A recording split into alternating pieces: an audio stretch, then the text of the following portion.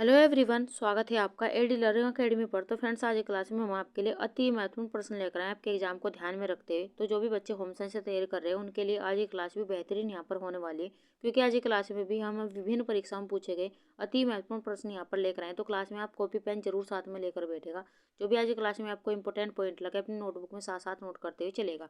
और जो भी बच्चे रेगुलर हमारी क्लासेस देख रहे हैं उन्हें अलग ही फर्क उनकी तैयारी में यहाँ पर लग रहा होगा। और कुछ बच्चों ने हमसे ये भी पूछा है कि किस किस एग्जामों के लिए ये क्लास फ़ायदेमंद है, या टीजीटी पीजीटी के लिए हम अलग से क्वेश्चन कराएं, तो वो भी हम आपके लिए लेकर आ जाएंगे। लेकिन आप चाहे किसी भी एग्जाम की तैयारी कर रहे हैं, ये क्लास सभी एग्जामों के लिए फ़ायदेमंद यहाँ पर होने वाले।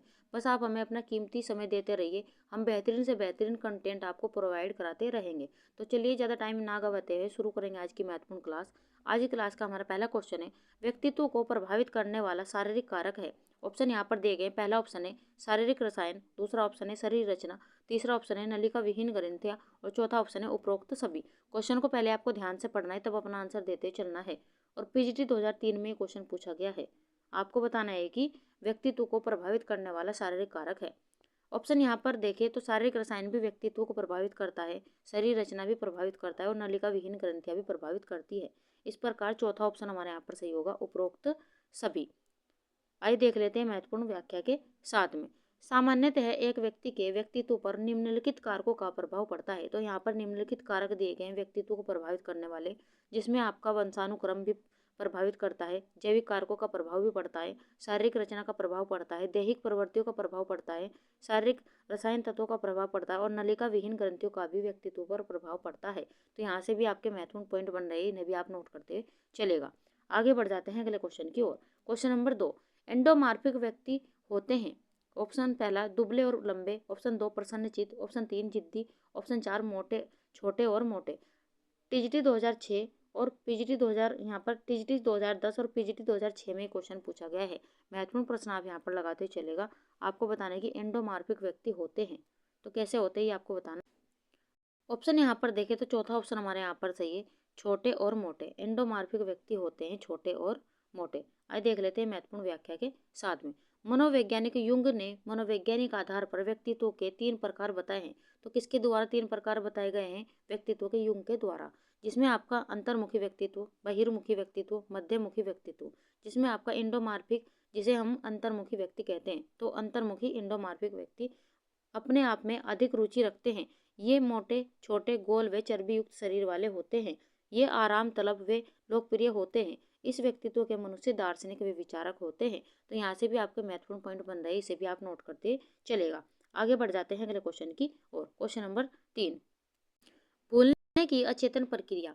आपको ऑप्शन यहाँ पर दिए गए, समाहीकरण, प्रतिगमन, दमन या मानसिक कल्पना। यूपी टीजीटी 2021 में क्वेश्चन पूछा गया है। आपको बताना है कि भूलने की अचेतन प्रक्रिया को क्या कहा जाता है। अगर हम यहाँ पर बात करें ऑप्शन की, तो तीसरा ऑप्शन हमारे यहाँ पर सही होगा। भूलने की अचेतन प्रक्रिया को यहाँ पर दमन कहते हैं। तो तीसरा ऑप्शन हमारे यहाँ पर सही है। आइए देख लेते हैं महत्वपूर्ण व्याख्या के साथ में। भूलने की अचेतन प्रक्रिया को दमन कहते हैं, जो हमारे क्वेश्चन का आंसर है। विस्मृति वह मानसिक प्रक्रिया है जिसमें जो ज्ञान अचेतन मन में सुरक्षित होता है वह वहाँ से विलोपित हो जाता है, जिसके कारण वह चेतन मन में नहीं आ पाता। जिस ज्ञान का प्रयोग विलोपन या विस्मृति, यानी कि विस्मृति कहते हैं, ये 2 प्रकार की होती है। तो ये कितने प्रकार की होती है? 2 प्रकार की होती है, जिसमें सक्रिय विस्मृति और निष्क्रिय विस्मृति।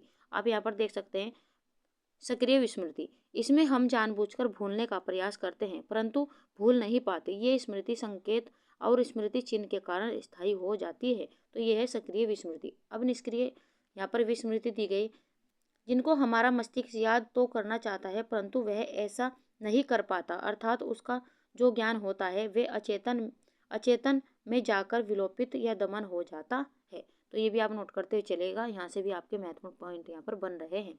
आगे बढ़ जाते हैं अगले क्वेश्चन की और। क्वेश्चन नंबर 4, कोशिका का सबसे महत्वपूर्ण भाग होता है। केंद्रक, कोशिका द्रव्य, जीव द्रव्य या कोशिका भित्ति। और आप यहाँ पर देख सकते हैं जीआईसी एग्जाम 2017 और 15 में क्वेश्चन पूछा गया है। आपको बताना है कि कोशिका का सबसे महत्वपूर्ण भाग होता है। तो क्या होता है ये आपको बताना है। अगर हम बात करें कोशिका के महत्वपूर्ण भाग की, तो वह केंद्रक होता है। तो पहला ही ऑप्शन हमारे यहाँ पर सही है। आगे बढ़ जाते हैं अगले क्वेश्चन की ओर। क्वेश्चन नंबर 5, भय का कारण खालिस्तान हो सकता है। उत्कृष्ट अनुबंधन, सामाजिक या प्रभावात्मक या कोई नहीं। डीएसएसबी पीजीटी 2018 में क्वेश्चन पूछा गया है। आपको बताना है कि भय का कारण हो सकता है, तो क्या हो सकता है ये आपको बताते चलना है। ऑप्शन यहाँ पर देखें तो ऑप्शन तीसरा हमारे यहाँ पर से भय का कारण भावनात्मक हो सकता है, तो तीसरा ऑप्शन हमारे यहाँ पर सही है। आगे बढ़ जाते हैं अगले क्वेश्चन की ओर। क्वेश्चन नंबर 6, विकास के सभी क्षेत्र होते हैं, खाली यहाँ पर दिया गया है एक दूसरे से संबंधित, ऑप्शन 2 आनुवंशिकता से प्रभावित, ऑप्शन 3 एक दूसरे पर निर्भर, ऑप्शन 4 वातावरण से प्रभावित। जीआईसी प्रवक्ता एग्जाम 2015 में क्वेश्चन पूछा गया है। आपको बताना है कि विकास के सभी क्षेत्र होते हैं। अगर हम यहाँ पर बात करें विकास के सभी क्षेत्रों की, तो पहला ऑप्शन हमारे यहाँ पर सही है, एक दूसरे से संबंधित होते हैं, तो पहला ऑप्शन हमारे यहाँ पर सही होगा। आगे बढ़ जाते हैं अगले क्वेश्चन की ओर। क्वेश्चन नंबर 7, शिशु मृत्यु दर की गणना की जाती है। ऑप्शन पहला विभिन्न रोगों के संक्रमण के आधार पर, ऑप्शन 2 जन्म लेने वाले प्रति 1000 शिशुओं के आधार पर, ऑप्शन 3 जन्म लेने वाले प्रति 100 शिशुओं के आधार पर, या ऑप्शन 4 जन्म एवं मृत्यु संख्या के अंतर के आधार पर। यूपी टीजीटी 2021 में क्वेश्चन पूछा गया है। आपको बताना है कि यहाँ पर शिशु मृत्यु दर की गणना की जाती है। ऑप्शन यहाँ पर देखें तो दूसरा ऑप्शन हमारे यहाँ पर सही है, जन्म लेने वाले प्रति 1000 शिशुओं के आधार पर शिशु मृत्यु दर की गणना की जाती है, तो यहाँ पर दूसरा ऑप्शन हमारा यहाँ पर सही है। आइए देख लेते हैं महत्वपूर्ण व्याख्या के साथ में। शिशु मृत्यु दर 1000 जीवित जन्मे शिशुओं में से एक वर्ष या इससे कम उम्र के मर गए शिशुओं की संख्या है। परंपरागत रूप से दुनिया भर में शिशु मृत्यु का सबसे आम कारण दस्त से हुआ निर्जलीकरण है। दुनिया भर में माताओं को नमक और चीनी के घोल के बारे में दी गई जानकारी की वजह से शिशुओं के निर्जलीकरण से मरने की दर और कमी दर्ज की गई है। 1990 के दशक के अंत तक निर्जलीकरण से शिशु मृत्यु की दूसरी सबसे आम वजह थी। वर्तमान में सबसे आम कारण निमोनिया है। तो यहाँ पर वर्तमान में जो कारण बताया गया है वो निमोनिया बताया गया है, और पहले दस्त या निर्जलीकरण इसका कारण होता था। तो ये हमारे क्वेश्चन का आंसर है। प्रत्येक 1000 जीवित यहाँ पर शिशु मृत्यु दर की गणना की जाती है, ये भी आप नोट करते चलेगा। आगे बढ़ जाते हैं अगले क्वेश्चन की ओर। क्वेश्चन नंबर 8, वायरस द्वारा शिशुओं में होने वाली सामान्य छूत है। चिकन पॉक्स या चेचक, जर्मन मीजल्स या उपरोक्त सभी। टीजीटी 2004 में क्वेश्चन पूछा गया है। आपको बताना है कि वायरस द्वारा शिशुओं में होने वाली सामान्य छूत है। ऑप्शन यहाँ पर देखें तो पहला ऑप्शन भी हमारे यहाँ पर सही होगा, जर्मन मीजल्स भी सही होगा और मीजल्स भी यहाँ पर सही होगा। तो इस प्रकार यहाँ पर चौथा ऑप्शन हमारे यहाँ पर सही, उपरोक्त सभी हमारा आंसर यहाँ पर होगा। आइए देख लेते हैं महत्वपूर्ण व्याख्या के साथ में। वायरस या विषाणु द्वारा शिशुओं में होने वाले सामान्य छूत या रोग खसरा, जर्मन खसरा, छोटी माता, चेचक आदि है। खसरा पोलिनोसा मार्बिलोरम नामक विषाणु से फैलता है। तो किसके कारण खसरा किसके कारण फैलता है? पोलिनोसा मार्बिलोरम नामक विषाणु के कारण फैलता है। इसमें रोगी के शरीर पर छोटे छोटे लाल रंग के दाने निकल आते हैं।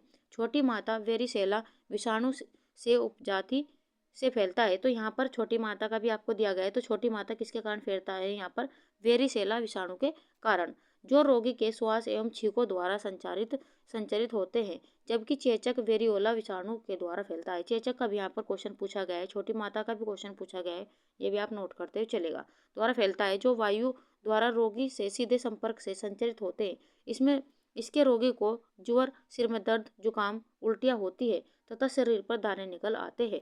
तो यहाँ से भी क्वेश्चन पूछा गया है कि चेचक किस विषाणु के कारण फैलता है, तो ये भी आप नोट करते चलेगा। यहाँ से छोटी माता भी पूछा गया है, तो वेरिसेला विषाणु के कारण, और आप यहाँ पर देख सकते हैं खसरा भी यहाँ से एग्जाम में पूछा गया है। तो ये आपके 3 से 4 क्वेश्चन यहाँ पर बन रही है, इन्हें भी आप नोट करते चलेगा। आगे बढ़ जाते हैं अगले क्वेश्चन की और। क्वेश्चन नंबर 9, मानव विकास की प्रक्रिया का मूलभूत संप्रत्यय है। विकास की विशेषताएं, विकास एवं अभिवृद्धि में अंतर, विकास का अर्थ एवं परिभाषा। आपको बताने चौथा ऑप्शन होगा यहाँ पर उपरोक्त सभी। पीजीटी 2004 में क्वेश्चन पूछा गया है। आपको बताने की कौन सा ऑप्शन यहाँ पर सही होगा। मानव विकास की प्रक्रिया का मूलभूत संप्रत्यय है, तो क्या मूलभूत संप्रत्यय आपको बताना है। ऑप्शन यहाँ पर देखें तो विकास की विशेषताएं भी इसका मूलभूत संप्रत्यय है। विकास एवं अभिवृद्धि में अंतर और विकास का अर्थ एवं परिभाषा। तो ऑप्शन चौथा हमारे यहाँ पर सही है, उपरोक्त सभी इसके आंसर यहाँ पर होंगे। आइए देख लेते हैं महत्वपूर्ण यहाँ पर अगला क्वेश्चन को। क्वेश्चन नंबर 10, वह व्यक्ति जो नवीन विचारों के किसी समुदाय में सबसे पहले अंगीकार करता है उसे कहते हैं नवप्रवर्तक, पिछड़ा हुआ, जल्दी अंगीकारक या जल्द बहुमत। टीजीटी 2011 में क्वेश्चन पूछा गया है। आपको यहाँ पर बताना है कि वह व्यक्ति जो नवीन विचारों के किसी समुदाय में सबसे पहले अंगीकार करता है उसे क्या कहते हैं? ऑप्शन यहाँ पर देखें तो उसे हम यहाँ पर नवप्रवर्तक कहते हैं। तो पहला ही ऑप्शन हमारे यहाँ पर सही है। आगे बढ़ जाते हैं अगले क्वेश्चन की ओर। क्वेश्चन नंबर 11, अभिकथन और कारण यहाँ पर दिया गया है। आपको क्वेश्चन को ध्यान से पढ़ना है तब अपना आंसर देना है। अभिकथन ए, प्रचार अभियान जो शैक्षणिक विस्तार की एक गतिविधि है, एक समुदाय को कार्य प्रवृत्त करने तथा उसकी समस्याओं के समाधान में सहायक है। कारण आर यहाँ पर दिया गया है, नए व्यवहारों को अपनाने हेतु समुदाय की भावनात्मक सहभागिता हासिल करने के लिए इसका आयोजन किया जाता है। आपको बताना है पहला ऑप्शन दिया गया ए तथा आर दोनों सही है। ऑप्शन 2 यहाँ पर ए तथा आर दोनों गलत है। ऑप्शन 3 ए सही है परंतु आर गलत है। ऑप्शन 4 ए सही है परंतु आर आंशिक रूप से सही है। यूजीसी नेट एग्जाम 2010 में क्वेश्चन पूछा गया है। आपको बताने कि कौन सा ऑप्शन यहाँ पर सही होगा। ऑप्शन यहाँ पर देखें तो पहला ऑप्शन हमारे यहाँ पर सही है, ए तथा आर दोनों ही यहाँ पर सही है। तो पहला ऑप्शन हमारे यहाँ पर सही है। आगे बढ़ जाते हैं अगले क्वेश्चन की ओर। क्वेश्चन नंबर 12, ग्रामीण विकास के लिए श्री निकेतन परियोजना का आरंभ किसने किया था? विनोबा भावे, रविंद्रनाथ टैगोर, महात्मा गांधी या Swami Vivekananda? UGC net exam 2014 में ये क्वेश्चन पूछा गया है और महत्वपूर्ण प्रश्न आप यहाँ पर लगाते चलेगा। और भी एग्जामों में शांति निकेतन से क्वेश्चन पूछे गए हैं। आपको बताना है कि ग्रामीण विकास के लिए श्री शांति निकेतन परियोजना का आरंभ किसने किया है? ऑप्शन यहाँ पर देखें तो ऑप्शन दूसरा हमारे यहाँ पर सही है, गुरु रविंद्रनाथ टैगोर के द्वारा शांति निकेतन परियोजना का आरंभ किया गया था। तो ऑप्शन दूसरा हमारे यहाँ पर सही है। आइए देख लेते हैं महत्वपूर्ण व्याख्या के साथ में। श्री निकेतन रविंद्रनाथ टैगोर ने यहाँ पर 1908 में कुछ युवक संघ बनाने प्रारंभ किए। उन्होंने कार्यकर्ताओं का एक ऐसा वर्ग बनाने का प्रयास किया जो ग्रामीण वर्ग के लोगों से संबंध बनाए रखे। 1921 में श्री निकेतन में एक संस्था की स्थापना हुई जिसमें 8 ग्राम सम्मिलित थे। श्री निकेतन परियोजना का आरंभ रविंद्रनाथ टैगोर ने किया, जिसका मुख्य उद्देश्य था ग्रामीणों की समस्याओं का अध्ययन व निराकरण, ग्रामीण कल्याण के प्रति जनता में रुचि उत्पन्न करना, उनके स्वास्थ्य में सुधार लाना और यहाँ पर साधनों का विकास लाना। तो ये यहाँ पर इसकी परियोजना किसके द्वारा चलाई गई थी? गुरु रविंद्रनाथ टैगोर के द्वारा चलाई गई थी। तो ये भी आप नोट करते चलेगा। यहाँ पर शांति निकेतन की स्थापना कब की गई थी ये भी क्वेश्चन पूछा जाता है, तो आप इसे भी नोट करते चलेगा। आगे बढ़ जाते हैं अगले क्वेश्चन की ओर। क्वेश्चन नंबर 13, फ्रेंड्स हमारी वीडियो हमारा कंटेंट अगर आपको अच्छा लग रहा हो तो लाइक सब्सक्राइब करना ना भूले और वीडियो को ज़्यादा ज़्यादा शेयर कीजिए अपने भाई बहन अपने फ्रेंड्स में, ताकि और भी बच्चों को इसका फ़ायदा मिल सके। अगर आप चैनल पर पहली बार आए तो चैनल को सब्सक्राइब करिए और बेल आइकन भी दबा लीजिए, ताकि समय पर आपको यहाँ पर वीडियोज़ के नोटिफिकेशन मिलते रहे। और हम आपके लिए इतना प्रयास कर रहे हैं तो आपको एक लाइक तो हमें करना ही चाहिए और आप हमें सपोर्ट कीजिए, अपना कीमती समय दीजिए। बेहतरीन से बेहतरीन कंटेंट हम आपको प्रोवाइड यहाँ पर कराते रहेंगे। हम और भी यहाँ पर प्रयास करेंगे आपके लिए, ताकि आप अच्छे से अपने एग्जाम के लिए यहाँ पर अच्छे से तैयारी कर पाओ। तो चलिए बढ़ जाते हैं अपने 13वें क्वेश्चन की ओर। चलचित्र किस प्रकार के विस्तारण शिक्षा विधि है? आपको यहाँ पर बताना है कि चलचित्र किस प्रकार की विस्तारण विधि है।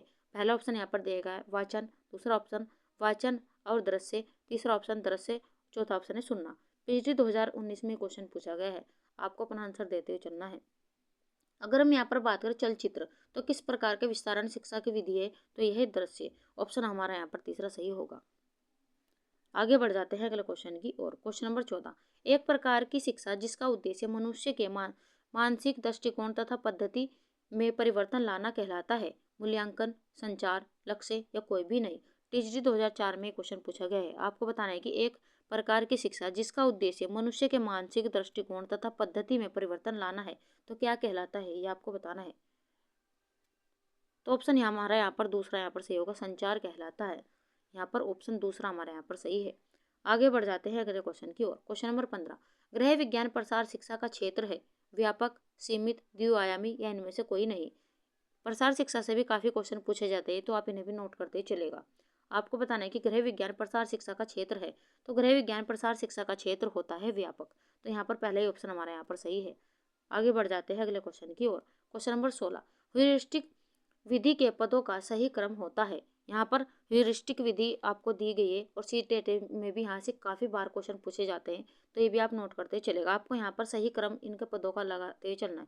तो पहला ऑप्शन यहाँ पर देख लेते हैं, तथ्यों की खोज करना, समस्या उत्पन्न करना और परिकल्पना का निर्माण करना। दूसरे ऑप्शन में यहाँ पर परिकल्पना का निर्माण करना, समस्या उत्पन्न करना और तथ्यों की खोज करना। ऑप्शन 3, समस्या उत्पन्न करना, तथ्यों की खोज करना और परिकल्पना का निर्माण करना। चौथे ऑप्शन में दिया गया है तथ्यों की खोज करना, परिकल्पना का निर्माण करना और समस्या उत्पन्न करना। ये आपको बताते चलना कौन सा ऑप्शन यहाँ पर सही होगा। यहाँ पर आपको सही क्रम में लगाना है इस विधि के यहाँ पर कर्मों को। ऑप्शन यहाँ पर देखें तो पहला हमारा होगा यहाँ पर समस्या उत्पन्न करना। तो आप देख सकते हैं यहाँ पर तो पहले ऑप्शन में नहीं है, दूसरे में भी नहीं है और चौथे ऑप्शन में भी नहीं है। तो वो समस्या उत्पन्न करना हमारे एक ही ऑप्शन में यहाँ पर पहला दिया गया है। तो यहाँ पर इसका सही क्रम होगा समस्या उत्पन्न करना, तथ्यों की खोज करना और परिकल्पना का निर्माण करना। तो यहाँ पर तीसरा ऑप्शन हमारे यहाँ पर सही होगा। आइए देख लेते हैं हम यहाँ पर महत्वपूर्ण जानकारी के साथ में। यहाँ पर आप देख सकते हैं ह्यूरिस्टिक विधि के पदों का सही क्रम, जिसमें आपका समस्या उत्पन्न करना, तथ्यों की खोज करना, परिकल्पना का निर्माण करना। ह्यूरिस्टिक विधि के जन्मदाता आर्मस्ट्रॉन्ग है। ये भी आप नोट करते चलेगा क्योंकि कई बार यहाँ से क्वेश्चन पूछा जाता है। यहाँ पर समस्या उत्पन्न करना, यहाँ पर अलग अलग आपको दिया गया है। समस्या उत्पन्न करना, शिक्षक द्वारा बच्चों को विज्ञान संबंधी समस्याएं बताई जाती है। दूसरा ऑप्शन दिया गया तथ्यों को खोजना। इस भाग में शिक्षक छात्रों को उपयुक्त सामग्री उपलब्ध कराता है तथा आवश्यकता पड़ने पर उनका मार्गदर्शन करता है। तीसरा यहाँ पर दिया गया परिकल्पना का निर्माण करना।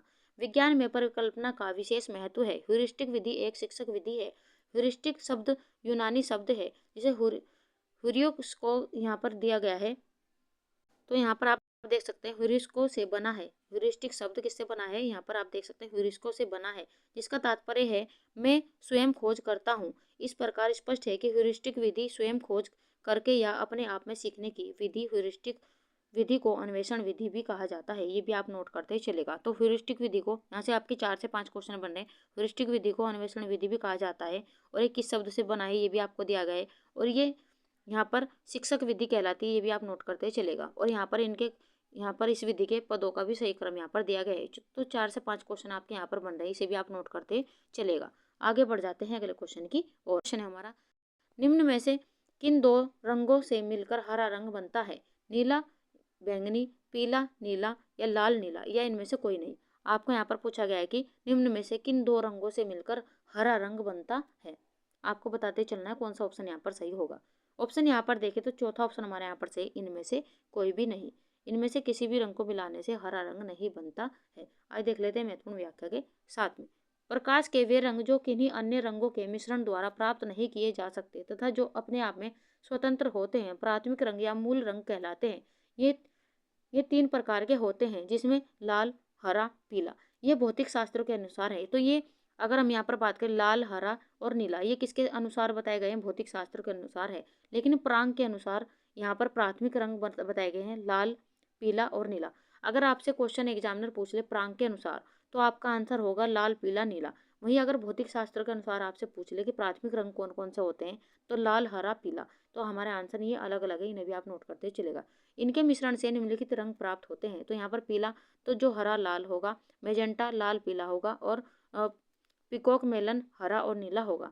यहाँ पर नोट भी दिया गया है जब तीनों प्राथमिक रंगों को मिलाया जाता है तो श्वेत प्रकाश बनता है, अर्थात श्वेत प्रकाश लाल, नीला, हरा है। तो यहाँ पर आप नोट करते ही चलेगा। तो यहाँ से महत्वपूर्ण पॉइंट आपके बन रहे हैं जो एग्जाम में पूछे भी गए हैं। आगे बढ़ जाते हैं अगले क्वेश्चन की ओर। क्वेश्चन नंबर 18, निम्न में से कौन सा एक वेट रंजक है? कोल तार, नमक, हल्दी या इंडिगो। यूपी टीजीटी 2021 में क्वेश्चन पूछा गया है। आपको यहाँ पर बताना है कि निम्न में से कौन सा एक वेट रंजक है। अगर हम यहाँ पर वेट रंजक की बात करें तो चौथा ऑप्शन हमारे यहाँ पर सही होगा इंडिगो। इंडिगो क्या है? एक वेट रंजक है। ये क्वेश्चन बार बार एग्जाम में पूछा गया है। आज देख लेते हैं महत्वपूर्ण व्याख्या के साथ में। यहाँ पर आप देख सकते हैं कि संश्लेषित रंगों के प्रकार आपको यहाँ पर दिए गए, जिसमें आपका अम्लीय, क्षार और उदासीन यहाँ पर होगा। अम्लीय की यहाँ पर बात कर लेते हैं तो कार्बन युक्त सोडियम तथा कैल्शियम उन्हीं वस्त्रों पर ये किया जाता है। वहीं क्षारीय कार्बन के नमक, रेशमी तथा सेल्यूलोज वस्त्रों पर किया जाता है। वहीं उदासीन प्रत्यक्ष रंग, विकसित रंग, यहाँ पर गंधक रंग और वेट रंग तो इसके अंतर्गत ये आते हैं। आप यहाँ पर देख सकते हैं वेट रंग के भी 3 समूह है। तो वेट रंग के भी 3 समूह यहाँ पर बताए गए हैं, जिसमें आपका इंडिगोसोल तथा एल्गोसोल जो हमारे क्वेश्चन का आंसर है। यहाँ पर एंथ्राक्सिनोइड और सल्फर, ये इसके 3 प्रकार बताए गए हैं। ये भी आप नोट करते ही चलेगा। तो यहाँ से भी कई बार क्वेश्चन पूछे गए हैं, तो इन्हें भी आप इंपॉर्टेंट लगाते ही चलेगा। जो भी आपसे एग्जामिनर यहाँ पर क्वेश्चन पूछ ले तो आप इन्हें सभी को नोट कर लीजिएगा। आगे बढ़ जाते हैं अगले क्वेश्चन की ओर। क्वेश्चन नंबर 19, सजावट के सिद्धांत के तत्व है प्रभाव, अनुपात, संतुलन या ये सभी। टीजीटी 2006 में क्वेश्चन पूछा गया है। यहाँ पर बताना है कि सजावट के सिद्धांत के तत्व है। तो कौन कौन से सजावट के सिद्धांत के तत्व ये आपको हमें बताना है। ऑप्शन यहाँ पर देखें तो प्रभाव भी सजावट का सिद्धांत है, अनुपात भी है और संतुलन भी है। इस प्रकार क्वेश्चन हमारा चौथा यहाँ पर सही होगा ऑप्शन, ये सभी सजावट के सिद्धांत के तत्व है। आगे बढ़ जाते हैं अपने 20वें क्वेश्चन की ओर। निम्न में से किस प्रकार के बर्तनों को साफ करने के लिए नींबू तथा नमक का प्रयोग होता है? फर्नीचर, तांबे के हरे जंग लगे या चांदी के या पत्थर के? टीटी 2009 में क्वेश्चन पूछा गया है। आपको बताने कि निम्न में से किस प्रकार के बर्तनों को साफ करने के लिए नींबू तथा नमक का प्रयोग किया जाता है? ऑप्शन यहाँ पर देखें तो दूसरा ऑप्शन हमारे यहाँ पर सही है। नींबू तथा नमक का प्रयोग तांबे के हरे जंग लगे बर्तनों को साफ करने के लिए किया जाता है। तो यहाँ पर दूसरा ऑप्शन हमारे यहाँ पर सही है। आगे बढ़ जाते हैं अगले क्वेश्चन की और। Question number 21। किस उपकरण में तैयार खाद्य पदार्थों को वायुमंडल के ताप से कम ताप पर खराब होने से बचाया जाता है? रेफ्रिजरेटर, स्टोव, कुकर्स या कोई भी नहीं? टीजीटी 2004 में क्वेश्चन पूछा गया है। क्वेश्चन को पहले आपको ध्यान से पढ़ना है, तब अपना आंसर देते ही चलना है। क्वेश्चन में पूछा गया है कि किस उपकरण में तैयार खाद्य पदार्थों को वायुमंडल के ताप से कम यहाँ पर ताप पर खराब होने से बचाया जा सकता है? ऑप्शन यहाँ पर देखें तो पहले ऑप्शन हमारे यहाँ पर से रेफ्रिजरेटर, तो यहाँ पर रेफ्रिजरेटर से यहाँ पर बचाया जा सकता है, ये भी आप नोट करते चलेगा। आगे बढ़ जाते हैं अगले क्वेश्चन की ओर। Question number 22। वस्त्र पर लगे नेल पॉलिश के धब्बों को छुड़ाया जा सकता है स्प्रिट की सहायता से, एसीटोन की सहायता से, जिवेल वाटर की सहायता से या अल्कोहल की सहायता से? एलटी 2020 में क्वेश्चन पूछा गया है। आपको बताना है कि वस्त्रों पर अगर नेल पॉलिश के दाग धब्बे छुड़ाने हो तो किसकी सहायता से छुड़ाए जा सकते हैं, ये आपको बताते चलना है। ऑप्शन यहाँ पर देखें तो नेल पॉलिश के दाग धब्बे एसीटोन की सहायता से छुड़ाया जा सकता है, तो यहाँ पर हमारा दूसरा ऑप्शन यहाँ पर सही होगा। आज देख लेते हैं महत्वपूर्ण व्याख्या के साथ में। वस्त्र पर लगे नेल पॉलिश के धब्बों को एसीटोन या एमाइल एसीटेट की सहायता से छुड़ाया जा सकता है, जो हमारे क्वेश्चन का आंसर है। एसीटोन एक अभिलक्षणिक गंध वाला ज्वलनशील द्रव है जो पानी, ईथर, एल्कोहल में मिश्रण है। ये कापट के भंजक आसवन से प्राप्त। एसीटोन का सिस्टेमेटिक नाम प्रोपेनोन है, तो ये भी आप नोट करते चलेगा। तो एसीटोन का नाम यानी सिस्टेमेटिक नाम क्या होगा? यहाँ पर प्रोपेनोन होगा, ये भी आप नोट करते चलेगा। तो यहाँ पर भी आपके 3 से 4 क्वेश्चन आपके बन रहे हैं।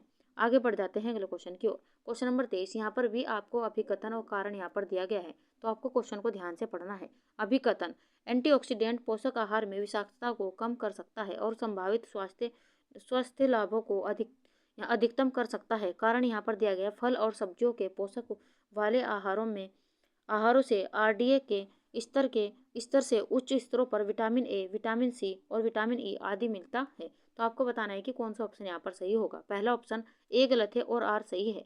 ऑप्शन बी यहाँ पर दिया गया, ऑप्शन ए सही है लेकिन आर गलत है। ऑप्शन 3 ए सही है और आर सही व्याख्या है। ऑप्शन 4 ए सही है लेकिन आर सही व्याख्या है। आपको बताना है कि कौन सा ऑप्शन यहाँ पर सही होगा।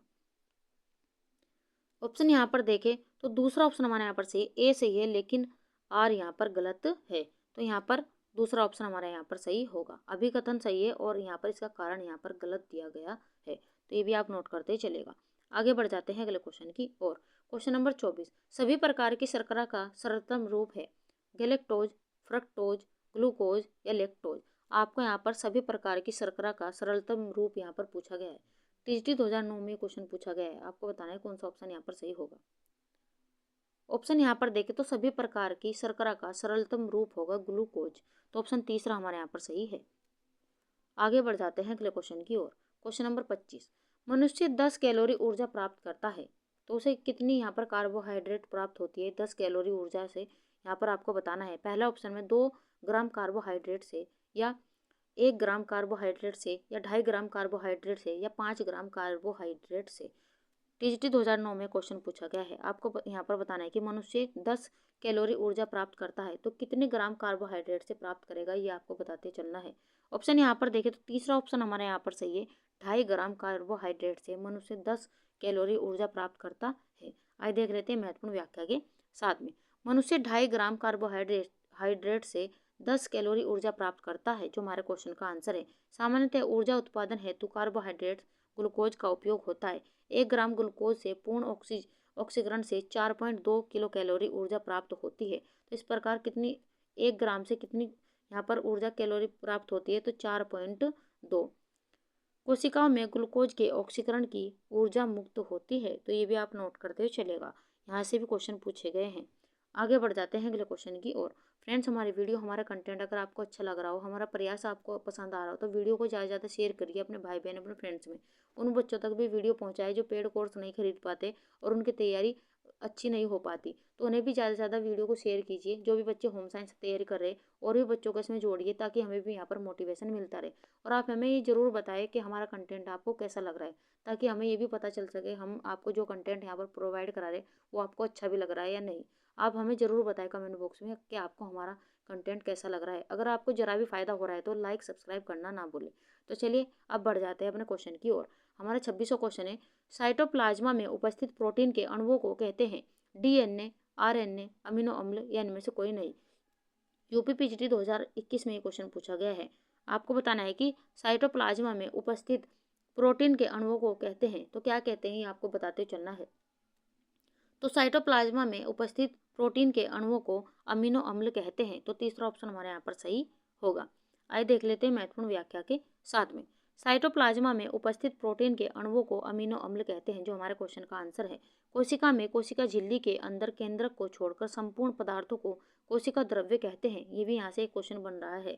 यह सभी कोशिकाओं में पाया जाता है तथा कोशिका झिल्ली के अंदर तथा केंद्रक झिल्ली के बाहर रहता है। ये रवेदार जेलीनुमा अर्ध तरल पदार्थ है। यह पारदर्शी एवं चिपचिपा होता है।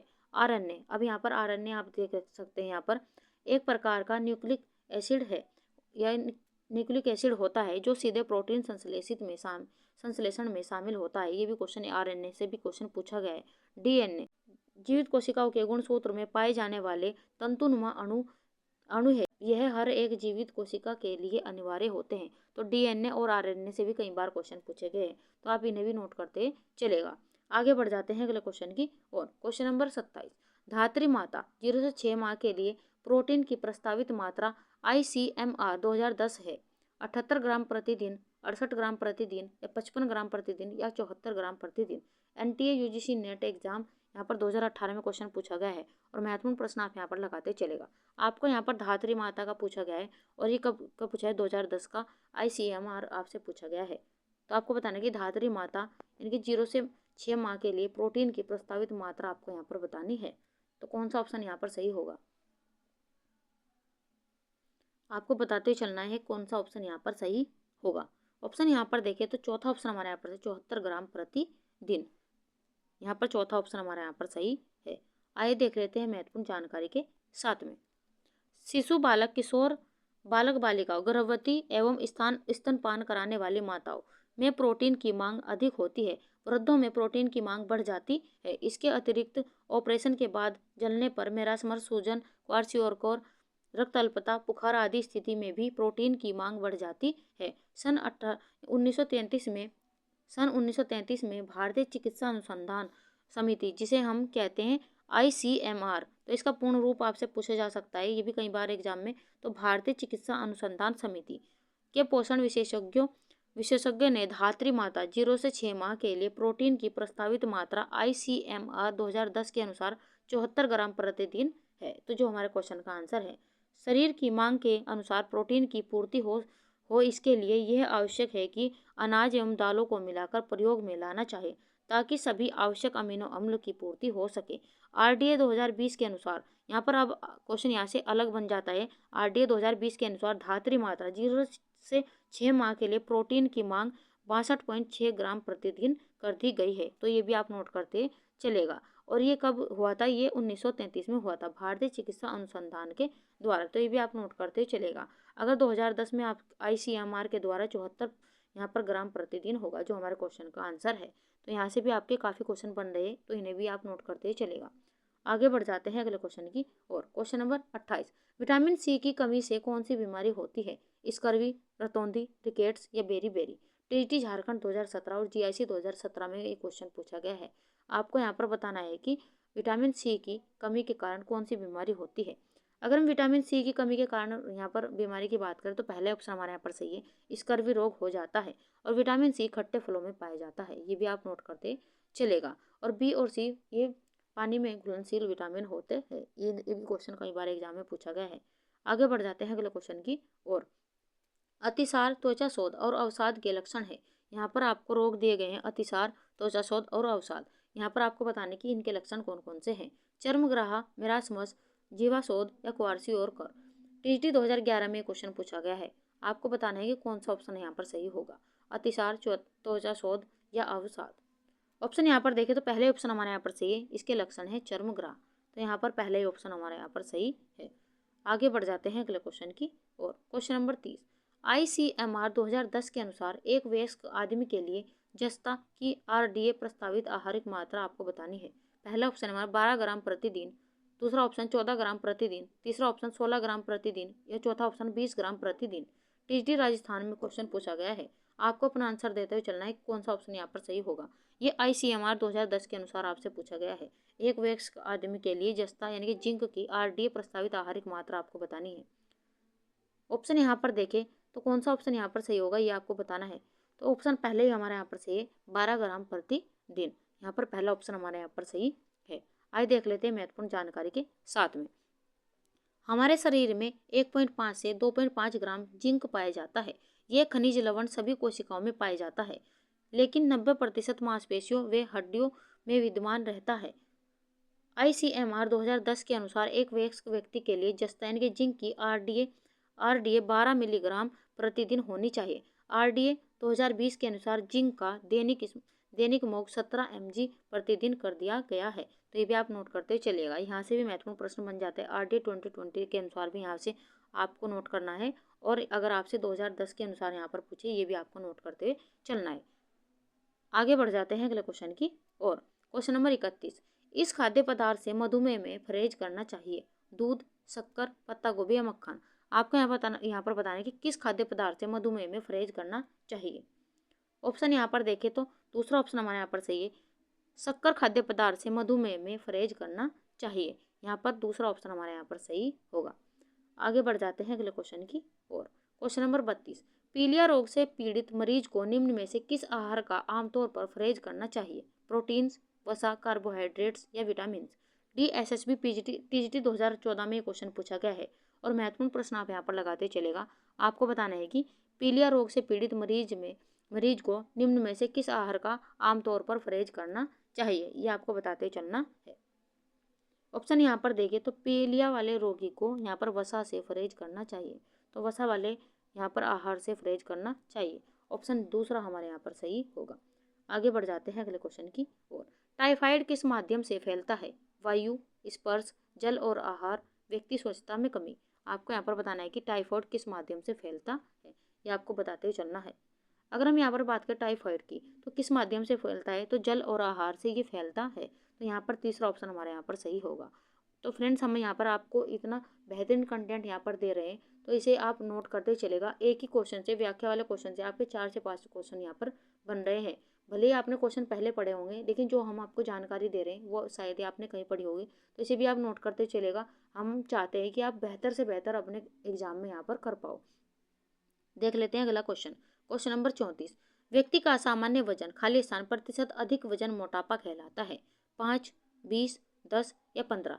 तो यहाँ पर आपको पूछा गया है कि व्यक्ति का सामान्य वजन से यानी कि कितने प्रतिशत अधिक वजन मोटापा कहलाता है, ये आपको बताते हुए चलना है। ऑप्शन यहाँ पर देखें तो दूसरा ऑप्शन हमारे यहाँ पर से व्यक्ति का सामान्य वजन 20% अधिक वजन मोटापा कहलाता है, तो ऑप्शन दूसरा हमारे यहाँ पर सही होगा। आइए देख लेते हैं महत्वपूर्ण व्याख्या के साथ में। मोटापा अत्यधिक पोषण के कारण होता है, जो स्वयं में प्रत्येक रूप से तो कोई बीमारी नहीं है, परंतु अनेक गंभीर एवं खतरनाक बीमारियों का प्रमुख कारण है, जैसे मधुमेह, हृदय रोग, यकृत का रोग आदि। मोटापे के कारण शरीर का वजन बढ़ जाता है। सामान्य वजन से शरीर का वजन यहाँ पर 20% अधिक होता है, तो जो हमारे क्वेश्चन का आंसर है। मोटापा बढ़ने के कारण भी यहाँ पर बताए गए, जिसमें आपका आयु, मोटापा किसी भी उम्र में हो सकता है, परंतु प्रौढ़ावस्था में मोटापा अधिक होता है। लिंग, पुरुष की अपेक्षा स्त्री अधिक मोटी होती है। गर्भावस्था भी इसका कारण होता है। आर्थिक स्थिति, वंशानुक्रम, खाने की आदत, शारीरिक कार्य, दवाइयाँ, संवेगात्मक कारण और अंतः स्रावी ग्रंथियाँ भी इसका कारण होती है। तो आप इसे भी नोट करते चलेगा। आगे बढ़ जाते हैं अगले क्वेश्चन की ओर। क्वेश्चन नंबर 35, PFA का विस्तृत रूप है। यहाँ पर आपको PFA का विस्तृत रूप पूछा गया है। पहला ऑप्शन है हमारा प्यूरे फैटी एसिड, दूसरा है प्रिवेंशन अबू फर्टिफाइड ऑल्सरेंट्स यहाँ पर बताया गया है। आपको तीसरा ऑप्शन बताना है कि प्रिवेंशन ऑफ फूड अल्टरेशन, या चौथा option purifier fatty acid. DSSB PGT 2018 में क्वेश्चन ये पूछा गया है। आपको यहाँ पर बताना है कि PFA का विस्तृत रूप क्या होगा। तो कौन सा ऑप्शन यहाँ पर सही होगा ये आपको बताते हुए चलना है। ऑप्शन यहाँ पर देखें तो तीसरा ऑप्शन हमारे यहाँ पर सही है, प्रिवेंशन ऑफ फूड अल्टरेशन। यहाँ पर इसका पूर्ण रूप होगा। तो तीसरा ऑप्शन हमारे यहाँ पर सही है। आइए देख लेते हैं महत्वपूर्ण व्याख्या के साथ में। PFA का विस्तृत रूप होगा प्रिवेंशन ऑफ फूड अल्टरेशन। यहाँ पर आप देख सकते हैं PFA का अर्थ है खाद्य अपमिश्रण की रोकथाम है। तो PFA एक्ट 1954 में पारित किया गया था। ये भी महत्वपूर्ण क्वेश्चन यहाँ पर बन रहा है। और 1955 में PFA नियम बनाया गया था। तो अगर आपसे यहाँ पर एक्ट पारित की बात करें तो यहाँ पर हुआ था ये 1954 में, और ये नियम कब बनाया गया था, 1955 में बनाया गया था। तो यहाँ से भी कई बार ये आपसे क्वेश्चन पूछ लेते हैं, इसे भी आप नोट करते चलेगा। आगे बढ़ जाते हैं अगले क्वेश्चन की और। क्वेश्चन नंबर 36, सब्जियों में लाल तथा बैंगनी रंग निम्न वर्णक के कारण होता है। एंथोसाइनिन, फ्लोवांस या क्लोरोफिल या कैरोटीन। आपको यहाँ पर बताने कि कौन सा ऑप्शन यहाँ पर सही होगा। सब्जियों में लाल तथा बैंगनी रंग निम्न वर्णक के कारण होता है। तो किसके कारण होता है ये आपको बताते हुए चलना है। ऑप्शन यहाँ पर देखें तो पहले ऑप्शन हमारा यहाँ पर सही है, एंथोसाइनिन के कारण सब्जियों में लाल तथा बैंगनी रंग वर्णक होता है। तो यहाँ पर हमारा पहले ही ऑप्शन यहाँ पर सही है। आगे बढ़ जाते हैं अगले क्वेश्चन की ओर। क्वेश्चन नंबर 37, निम्न में से कौन तने वाले तंतु नहीं है। तने वाले तंतु आपको बताने कि कौन सा तने वाला तंतु नहीं है, आपको ये बताते ही चलना है। Linen, hemp, jute, kapok. आपको बताने कि कौन सा तंतु यहाँ पर तने वाला नहीं है। तो लिनन ये भी तने वाला तंतु है, हेम्प ये भी तने वाला तंतु है, और जूट ये भी तने वाला तंतु है। लेकिन यहाँ पर चौथा ऑप्शन हमारे यहाँ पर सही, कापोक ये तने वाला तंतु नहीं है। तो चौथा ऑप्शन हमारे यहाँ पर सही होगा। आगे बढ़ जाते हैं अगले क्वेश्चन की ओर। क्वेश्चन नंबर 38, ऊनी वस्त्रों में सिलवट प्रतिरोधक का कारण है। अच्छा लचीलापन, अच्छी प्रतिस्पंदता, दोनों में से कोई नहीं, या एक और दो दोनों। GIC प्रवक्ता एग्जाम 2009 और 15 में क्वेश्चन पूछा गया है। आपको बताना है कि ऊनी वस्त्र में सिलवट प्रतिरोधक का कारण होता है। तो कौन सा ऑप्शन हमारे यहाँ पर सही होगा। ऑप्शन यहाँ पर देखें तो पहला ऑप्शन अच्छा लचीलापन और अच्छी प्रतिस्पंदता, ये दोनों ही ऑप्शन हमारे यहाँ पर सही होगा। तो इस प्रकार हमारा एक और दो दोनों सही होगा। यहाँ पर चौथा ऑप्शन हमारे यहाँ पर सही है। आगे बढ़ जाते हैं अगले क्वेश्चन की ओर। रेयॉन का इतिहास सर्वप्रथम किसने किया। काउंट हिलेर डी कार्डोनेट, पाडल, देसापिसज या डेकरोन। आपको बताना है कि रेयॉन का इतिहास सर्वप्रथम किसने किया। PGT 2004 में क्वेश्चन पूछा गया है। ऑप्शन यहाँ पर देखें तो पहले ऑप्शन हमारे यहाँ पर सही है, काउंट हिलेर डी कार्डोनेट। हमारा आंसर यहाँ पर पहला होगा। आइए देख लेते हैं महत्वपूर्ण व्याख्या के साथ में। काउंट हिलेर डी कार्डोनेट बेसनकॉन फ्रांस में जन्मे एक फ्रेंच इंजीनियर तथा उद्योगपति थे, जिन्होंने सर्वप्रथम कृत्रिम सिल्क का निर्माण किया था, जिसे रेयॉन कहा जाता है। रेयॉन सेल्यूलोज से बना एक कृत्रिम रेशा है, जिसका उपयोग कपड़ा बनाने, कालीन बनाने, चिकित्सा क्षेत्र में लिंट या जाली आदि बनाने के लिए किया जाता है। तो यहाँ से भी आपके महत्वपूर्ण पॉइंट बन रहे हैं। आगे बढ़ जाते हैं अगले क्वेश्चन की ओर। क्वेश्चन नंबर 40, कौन सी प्रक्रिया से सूत के रेशों को सूत के बीज से अलग किया जाता है। गिनिंग, ड्राविंग, कॉम्बिंग या कार्डिंग। DSSB TGT 2014 में क्वेश्चन पूछा गया है। आपको यहाँ पर बताना है कि कौन सी प्रक्रिया से सूत के रेशों को सूत के बीज से अलग किया जाता है, ये आपको बताते चलना है। ऑप्शन यहाँ पर देखें तो वह प्रक्रिया कहलाती है गिनिंग प्रक्रिया। तो यहाँ पर पहले ऑप्शन हमारे यहाँ पर सही है। आगे बढ़ जाते हैं अगले क्वेश्चन की ओर। क्वेश्चन नंबर 41, यह विशिष्ट परिसज्जा प्राकृतिक तंतुओं में चमक एवं मजबूती के लिए की जाती है। विरंजन, मर्सराइजिंग, सैनिटाइजेशन या कड़ापन। आप यहाँ पर देख सकते हैं LT 2020 और GIC प्रवक्ता एग्जाम 2012 और 13 में क्वेश्चन पूछा गया है। और महत्वपूर्ण प्रश्न आप यहाँ पर लगाते चलेगा। आपको बताना है कि यह विशिष्ट परिसज्जा प्राकृतिक तंतुओं में चमक एवं मजबूती लाने के लिए की जाती है। तो क्या की जाती है ये आपको बताते हुए चलना है। ऑप्शन यहाँ पर देखें तो दूसरा ऑप्शन हमारे यहाँ पर सही होगा, मर्सराइजिंग कहलाती है। तो यहाँ पर दूसरा ऑप्शन हमारे यहाँ पर सही है। आगे बढ़ जाते हैं अगले क्वेश्चन की ओर। क्वेश्चन नंबर 42, विश्व उपभोक्ता अधिकार दिवस कब मनाया जाता है। 15 अप्रैल, 15 मार्च, 15 फरवरी या 15 मई। और आप यहाँ पर देख सकते हैं कितने एग्जाम में ये क्वेश्चन लगातार पूछा गया है। TGT Jharkhand 2017, UGC net 2016, Uttarakhand assistant professor 2015, RPSC school lecturer 2013 में। और आगे भी इस क्वेश्चन के आने की संभावना बढ़ जाती है। तो आपको बताते चलना है कि विश्व उपभोक्ता अधिकार दिवस कब मनाया जाता है। तो यह कब मनाया जाता है, तो ऑप्शन दूसरा हमारे यहाँ पर से 15 मार्च को विश्व उपभोक्ता अधिकार दिवस मनाया जाता है। तो दूसरा ऑप्शन हमारे यहाँ पर सही होगा। आइए देख लेते हैं महत्वपूर्ण व्याख्या के साथ में। विश्व उपभोक्ता अधिकार दिवस 15 मार्च को मनाया जाता है, जो हमारे क्वेश्चन का आंसर है। उपभोक्ता संरक्षण अधिनियम 24 दिसंबर 1986 को पारित हुआ था। तो ये भी आप नोट करते चलेगा, यहाँ से भी क्वेश्चन पूछा गया है। 15 मार्च 1962 को अमेरिका के तत्कालीन राष्ट्रपति जॉन एफ कैनेडी ने इस दिवस की घोषणा उपभोक्ताओं के अधिकार को संरक्षित करने के लिए की थी। उपभोक्ता संरक्षण अधिनियम 1986 के तहत उपभोक्ता को निम्नलिखित अधिकार दिए गए हैं, जिसमें आपका चयन का अधिकार, सुरक्षा का अधिकार, सूचित किए जाने का अधिकार, क्षतिपूर्ति प्राप्त करने का अधिकार, सुनवाई का अधिकार, उपभोक्ता की बुनियादी आवश्यकता की पूर्ति का अधिकार और उपभोक्ता शिक्षा का अधिकार आदि शामिल है। तो यहाँ से भी आपके 4 से 5 क्वेश्चन बन रहे हैं, इन्हें भी आप नोट करते ही चलेगा। आप इन्हें जरूर नोट करिए ताकि आप एग्जाम के समय उन्हें रिवाइज कर सको। काफ़ी फायदा आपको, अगर आप नोट करते चलते हैं तो काफ़ी फायदा आपके एग्जाम के समय आपको होने वाला है। आगे बढ़ जाते हैं अगले क्वेश्चन की ओर। Question number 43। बंद डिब्बा युक्त भोज्य पदार्थ में भूरी बिंदी दर्शाती है कि भोजन है अंडा युक्त, मांसाहारी, शाकाहारी या तरल। आपको यहाँ पर क्वेश्चन को ध्यान से पढ़ना है, तब अपना आंसर देते चलना है। यहाँ पर बंद डिब्बा युक्त भोज्य पदार्थ में भूरी बिंदी दर्शाती है कि भोजन कैसा है। तो कैसा होगा ये आपको बताना है। तो भोजन कैसा होगा ये दर्शाती है तरल, यानी कि तरल भोजन होगा। भूरी बिंदी ये दर्शाती है। ऑप्शन हमारे यहाँ पर चौथा सही है। आगे बढ़ जाते हैं अगले क्वेश्चन की ओर। Question number 44। परिवार के निम्नलिखित कार्य होते हैं। पहला ऑप्शन यहाँ पर दिया गया है भावनात्मक और आर्थिक कार्य। दूसरा ऑप्शन यहाँ पर दिया गया है सुरक्षात्मक कार्य। तीसरा ऑप्शन है सामाजिक और शैक्षिक कार्य और चौथा ऑप्शन है सभी विकल्प सही है। हरियाणा पीजीटी 2020 में क्वेश्चन पूछा गया है। ऑप्शन यहाँ पर देखें तो ऑप्शन चौथा हमारे यहाँ पर सही है। यहाँ पर विकल्प सभी यहाँ पर सही है। यहाँ पर परिवार के निम्नलिखित कार्य हो सकते हैं, जिसमें आपका भावनात्मक और आर्थिक कार्य होगा, सुरक्षात्मक कार्य होगा, सामाजिक और शैक्षिक कार्य भी होगा। तो इस प्रकार चौथा ऑप्शन हमारे यहाँ पर सही है।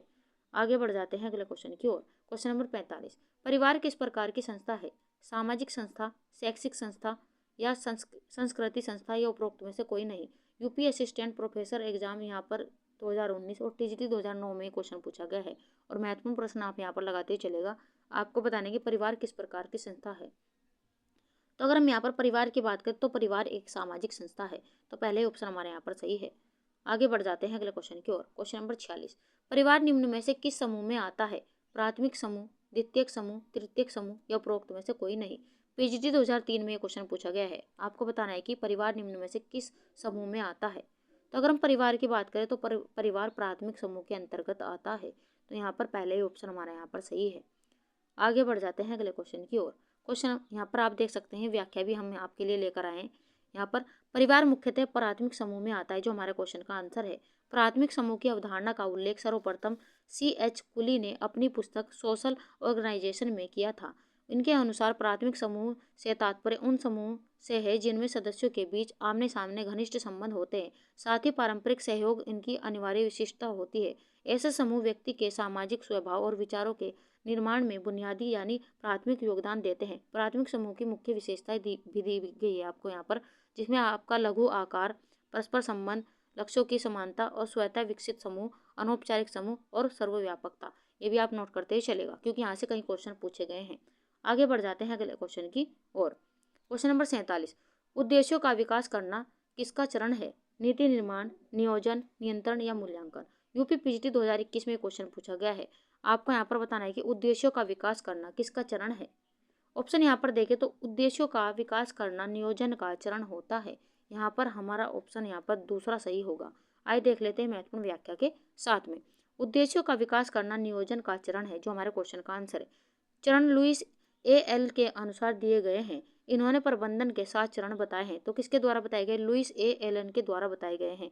ग्रोस एवं क्रेंडल के अनुसार 5 चरण बताए गए हैं, जो कि गृह प्रबंध के महत्वपूर्ण है। ग्रोस और क्रेंडल के द्वारा भी ये पूछे गए हैं एग्जाम में। ये क्वेश्चन कई बार एग्जाम में पूछा जा चुका है, इसे भी आप नोट करते चलेगा। जिसमें आपका समस्या को परिभाषित करना, विकल्पों को ढूंढना, कल्पना द्वारा प्रत्येक विकल्प को उसके हल के साथ देखना, अधिकतम उपयुक्त संभावित हल का चयन करना और उत्तरदायित्व को स्वीकारना। ये भी आप नोट करते चलेगा। आगे बढ़ जाते हैं अगले क्वेश्चन की ओर। व्यक्ति का व्यक्तित्व झलकता है कीमती सामान से, घर की साज सज्जा से, चित्रों के चुनाव से या इनमें से कोई नहीं। महत्वपूर्ण प्रश्न लगाते चलेगा। आपको बताने कि व्यक्ति का व्यक्तित्व झलकता है, तो किससे झलकता है ये आपको बताते हुए चलना है।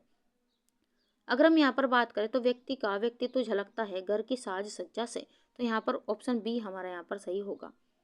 आगे बढ़ जाते हैं अगले क्वेश्चन की ओर। अनौपचारिक शिक्षा नहीं होनी चाहिए। यहाँ पर नहीं आपको दिया गया, आपको बताना है कि अनौपचारिक शिक्षा नहीं होनी चाहिए। वातावरणानुसार, निराकार एवं सैद्धांतिक, लोकतांत्रिक या अध्यापक केंद्रित। यूजीसी नेट 2009 में क्वेश्चन पूछा गया है। आपको बताना है कि अनौपचारिक शिक्षा नहीं होनी चाहिए। तो अगर हम यहाँ पर बात करें ऑप्शन की, तो दूसरा ऑप्शन हमारे यहाँ पर सही है, निराकार और सैद्धांतिक अनौपचारिक शिक्षा नहीं होनी चाहिए। आगे बढ़ जाते हैं अपनी क्लास के अंतिमवें क्वेश्चन की ओर। आज क्लास का फ्रेंड्स हमारा अंतिम क्वेश्चन है, वह अधिगम जो व्यवहार के प्रभाव का परिणाम होता है कहलाता है क्रिया प्रसूत अनुबंधन, सकारात्मक अनुबंधन, अनुक्रिया अनुबंधन या अनुकूलित अनुबंधन। आरपीएससी स्कूल लेक्चरर 2013 में क्वेश्चन पूछा गया है। तो आपको बताना है कि वह अधिगम जो व्यवहार के प्रभाव का परिणाम होता है कहलाता है। तो क्या कहलाता है? तो पहले ऑप्शन हमारे यहाँ पर सही है, क्रिया प्रसूत अनुबंधन कहलाता है। तो पहला ऑप्शन हमारे यहाँ पर सही है। आइए देख लेते हैं महत्वपूर्ण व्याख्या के साथ में।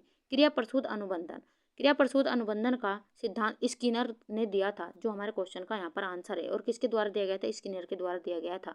यह सिद्धांत उद्दीपन पर आधारित है। यदि किसी क्रिया को करने के बाद कोई बल प्रदान करने का उद्दीपन मिलता है तो अधिगम की शक्ति बढ़ जाती है।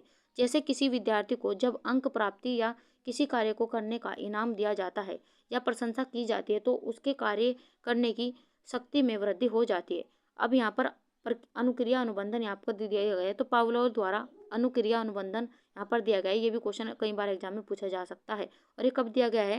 यहाँ पर 1904 में प्रस्तावित यहाँ प्रतिपादित किया गया था। कौन सा? अनुक्रिया अनुबंधन सिद्धांत। किसके द्वारा दिया गया था? पावलोव के द्वारा। कब दिया गया था? 1904 में।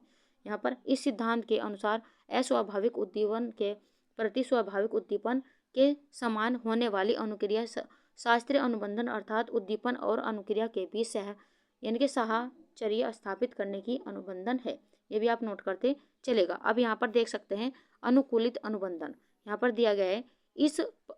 इस प्रयोग द्वारा पावलोव ने यह निष्कर्ष निकाला है कि यदि लंबे समय तक स्वाभाविक तथा अस्वाभाविक उद्दीपन का एक साथ प्रस्तुत किया जाए तो व्यक्ति अस्वाभाविक उद्दीपन के प्रति भी स्वाभाविक जैसी अनुक्रिया करने लगता है, जैसे अनुकूलित अनुक्रिया अथवा अनुबंधित अनुक्रिया कहते हैं। तो ये भी आप नोट करते चलेगा। तो चले फ्रेंड्स, ये थी हमारी आज की क्लास। हमारा कंटेंट आपको कैसा लगा उसके बारे में आप हमें कमेंट बॉक्स में ज़रूर बताएं।